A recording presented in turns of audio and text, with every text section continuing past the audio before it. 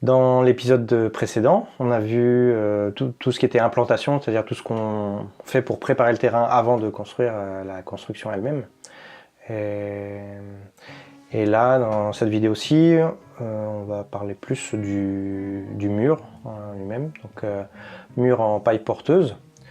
Alors il y a différentes étapes. Avant de faire le mur lui-même, on va faire un soubassement, donc c'est la partie basse du mur. Ensuite, il va y avoir toute la partie paille, donc paille porteuse. Et puis, pour insérer des portes et des fenêtres dans un mur en paille porteuse, on va voir qu'il faut des pré-cadres. Donc c'était un cadre en bois massif où on va pouvoir fixer les ouvertures, les portes et les fenêtres.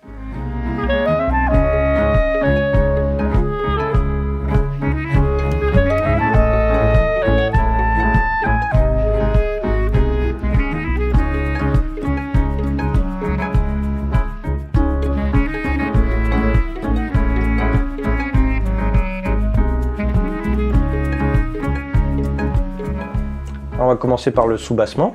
Donc pourquoi un soubassement?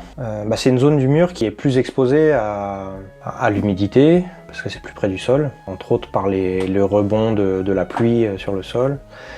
Plus exposée au choc, éventuellement aux rongeurs aussi. Enfin bon, il y a des contraintes physiques qui sont plus grandes à cet endroit-là. Et du coup, on va faire le mur différemment, quoi. On peut pas mettre des bottes de paille tout de suite comme ça au sol, ce serait trop risqué. Donc on fait un soubassement. Moi, ce que je fais en général, c'est un soubassement en briques de terre cuite. Donc ce sont des briques alvéolées qui sont isolantes. Donc c'est un peu moins isolant qu'une botte de paille, mais voilà, c'est quand même beaucoup mieux qu'un muret en pierre ou en parpaing, quoi. Ce soubassement va faire quasiment la largeur du mur, un petit peu moins. C'est des briques qui font 30 cm de large. Ces briques, elles vont être posées sur une semelle de terre-paille qui elle-même est posée sur le hérisson directement. On peut se permettre de poser du terre-paille sur le hérisson parce que le hérisson est au sec, en fait, quoi. C'est-à-dire que ce terre-paille là ne sera pas en contact avec de l'eau qui remonterait du sol, etc. Il n'y a pas de capillarité. La rupture de capillarité se fait par le hérisson. Donc cette semelle va relier, en fait, comme elle est fibrée, elle va relier les briques entre elles, tout en gardant une certaine souplesse, quoi. J'ai commencé par en mettre là pour bien le caler, que le cadre il bouge plus après. Et après, je viens... L'important c'est ce qu'on voyait sur la vidéo, c'est que ça se recouvre, ouais, c'est que ça se chevauche pour que les fibres elles soient entremêlées. Donc l'important c'est pas de tasser comme ça, c'est vraiment de faire un mouvement qui glisse. On va faire par-dessus ce soubassement, on va faire une deuxième semelle qui va également relier les briques entre elles, mais elle a surtout un rôle de protection de la paille. C'est-à-dire que si on posait la paille directement sur de la brique ou du parpaing ou de la pierre, enfin sur quelque chose de froid comme ça, enfin de plus dense et de plus froid, le risque ce serait d'avoir un point de rosée, qui est de la condensation. L'humidité transite très facilement au travers de la botte de paille, notamment celle qui vient de l'intérieur de l'habitat, quoi. Et si elle rencontre un point froid et dense pendant qu'elle transite, elle risque de condenser. Donc pour éviter ce phénomène de condensation, on va mettre cette lisse en terre, paille, et poser les bottes de paille après dessus. Peut-être juste préciser qu'on ne fait pas de soubassement là où il va y avoir des passages, donc là où il y a une porte ou une porte-fenêtre, il n'y a pas de soubassement.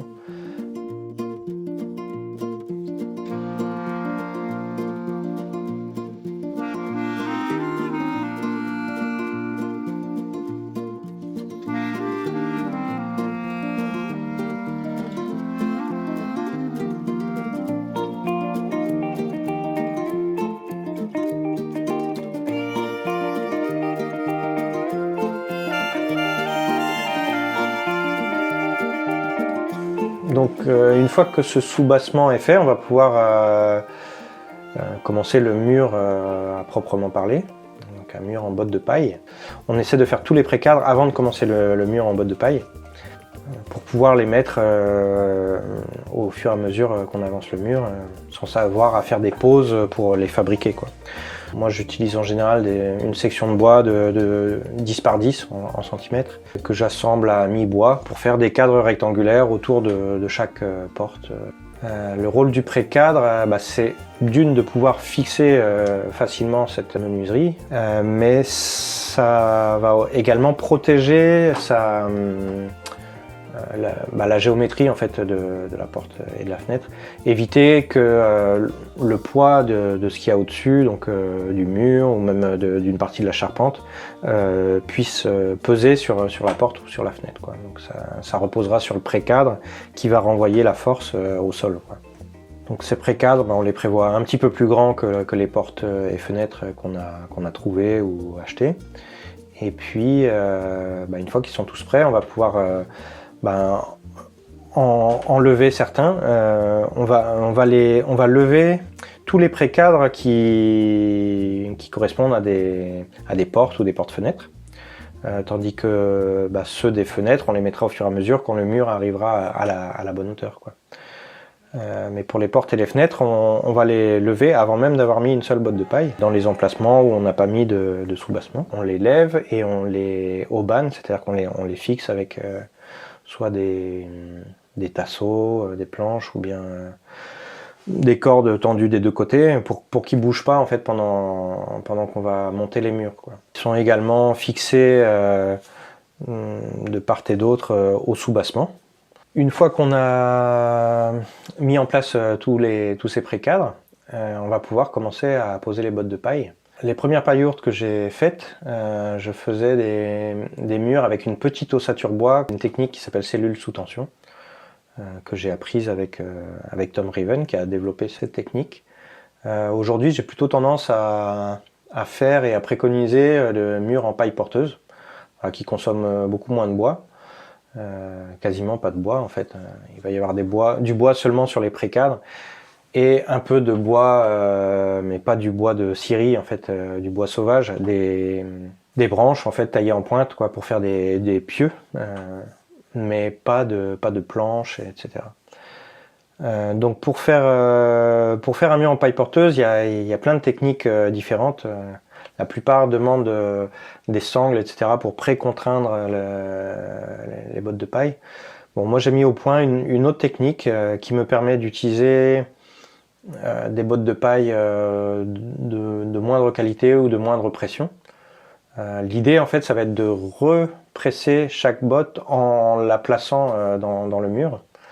Et en fait, chaque botte va être broché, collé et lié. Donc broché avec des pieux en bois, collé avec de la barbotine et aussi lié avec de la ficelle. Pour le moyen mémotechnique, voilà, j'ai appelé cette technique brocoli, donc broché, collé, lié. Une botte de paille, et surtout on la met dans le bon sens. On la met pas comme ça, on la met bien sur champ. Voilà. On la positionne. On la centre sur le sous-bassement. Et on va la retourner pour pouvoir l'enduire de barbotine. Mais là il n'y a pas assez grand, donc on va la mettre à côté. On prend de la barbotine.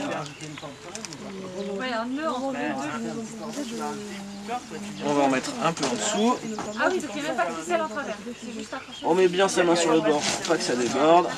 Allez, c'est parti, on la cale. Mais attends, il faut mesurer, savoir si... Non, oui, on fait non plus. Et on va en mettre aussi sur la botte de paille.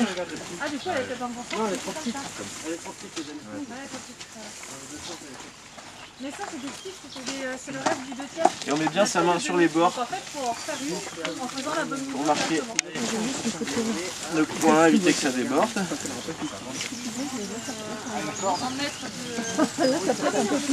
Ah mince. Là, on met la botte. On vérifie qu'elle est bien centrée sur le mur. Ah, sérieux? Moi, je pense que les boucles familles, ça devrait être ça un peu. Ça devrait être, Donc là, il va y avoir une boucle de ce côté-là. On fait un tour mort autour du poteau. Je vais préparer la deuxième corde.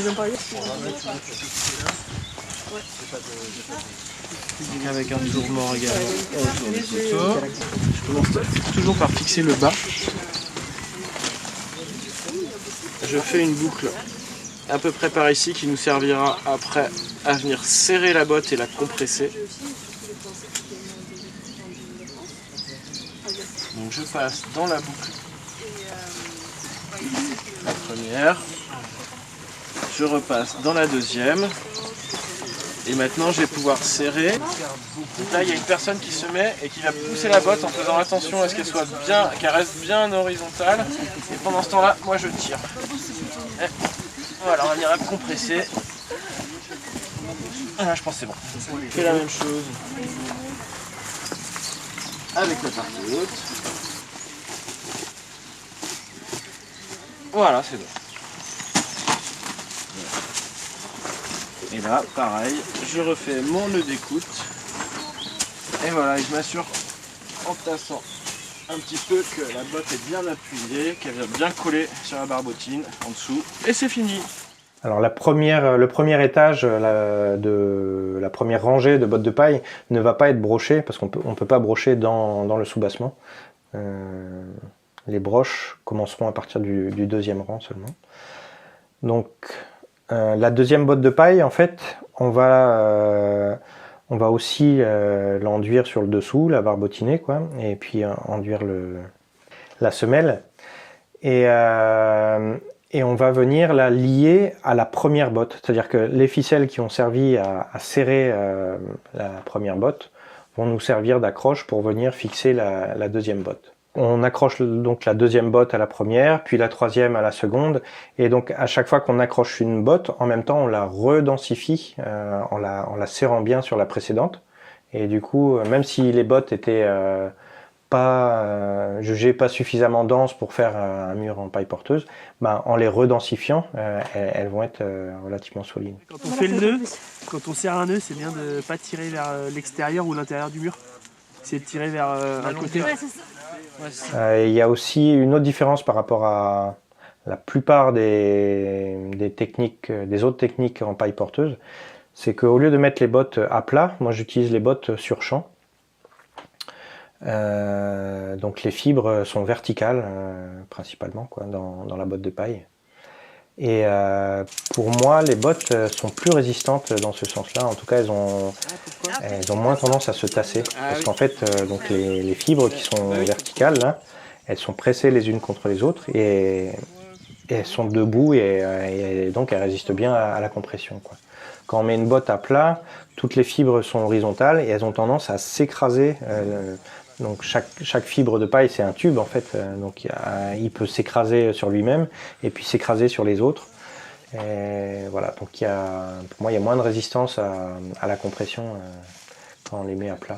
C'est pour ça qu'en général, ceux qui les mettent à plat les pré-contraignent, c'est-à-dire qu'il y a souvent une planche en bas, une planche en haut et on écrase les deux planches comme ça avec des sangles pour se prémunir d'un futur tassement en fait, quoi. Attention en fait à pas, parce qu'on a tendance à vouloir forcer et à pas pousser les murs.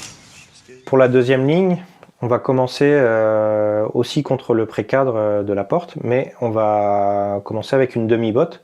Ça va permettre d'avoir des bottes en quinconce, un peu comme des briques, quoi. Et donc comme pour la première ligne, on va barbotiner le dessous de la botte et l'emplacement sur le mur où elle va se trouver. On la bascule à son endroit, on va la lier, et une fois qu'elle est liée et compressée, on va en plus la brocher dans le rang de paille d'en dessous. Et à nouveau, sur cette première botte, on va fixer la deuxième, etc. Pour finir un rang, on va faire une botte sur mesure, juste un poil plus grand que le trou pour qu'elle rentre un petit peu en force. Et on va aussi unir au niveau des ficelles, unir la ficelle de la botte de gauche avec la botte de droite. Les ficelles font une ceinture qui fait vraiment tout le tour de la paille ourde.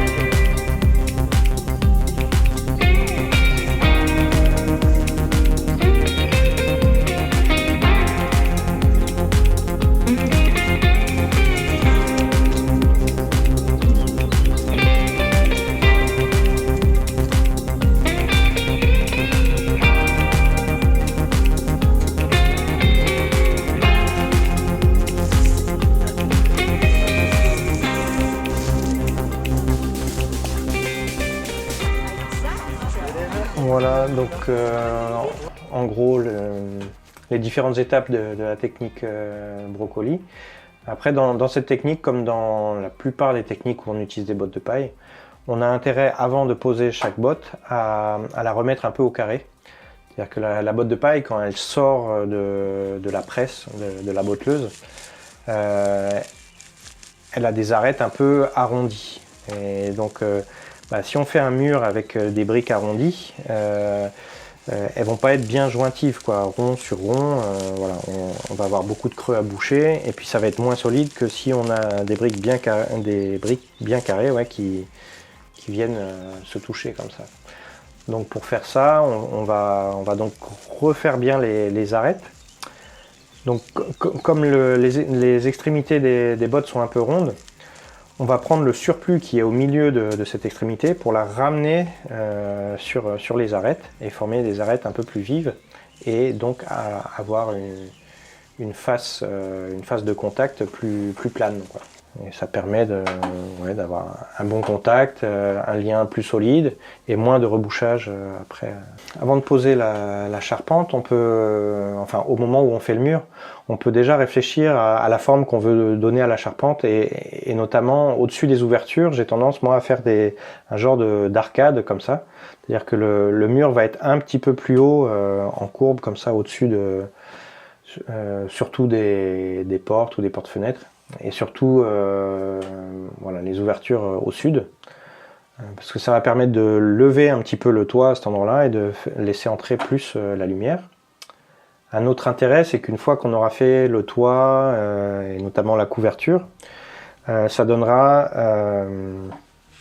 une pente pour la gouttière, ce qui fait qu'au-dessus de la porte d'une porte ou d'une fenêtre, on aura un point haut. Et on n'aura pas du coup à gérer une descente de gouttière à cet endroit-là. Les descentes de gouttière vont se faire plutôt entre deux sourcils, donc un endroit où il n'y a ni porte ni fenêtre, quoi. Ces murs sont relativement souples, en tout cas beaucoup plus que des murs en briques ou en parpaing. Donc jusqu'où on peut monter comme ça. En général, selon la taille de la paillourde, sur les petites paillourdes, on fait 4 hauteurs de bottes, ce qui nous amène à 2 mètres en comptant le soubassement. Et pour des paillourdes un peu plus grandes, on met parfois un 5e rang, ce qui nous amène à peu près à 2,50 mètres, quoi. Moi, je préconise pas de faire des murs trop hauts, en fait. Je trouve plus intéressant finalement de s'étaler au sol en faisant des agrandissements, quitte à faire une deuxième paillourde et puis de la connecter avec la première. Ou juste des appentis qui communiquent avec la première.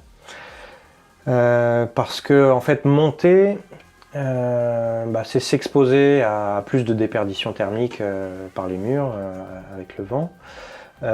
C'est aussi, ça demande plus de solidité en fait. Plus on monte, plus il faut que les bases soient solides.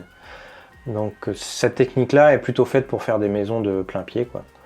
On peut l'adapter. En tout cas, voilà, si on doit monter au-delà de 5 rangs, moi je conseille de mettre une lisse en bois au bout du 4e ou du 5e rang pour donner une rigidité un petit peu au mur qui sinon commencerait à être vraiment souple. Mais si on reste sur 4 ou 5 hauteurs de bottes, on peut monter le mur simplement comme ça et poser la charpente directement sur les bottes de paille du dernier rang sans avoir à prévoir une sablière ou quelque chose comme ça.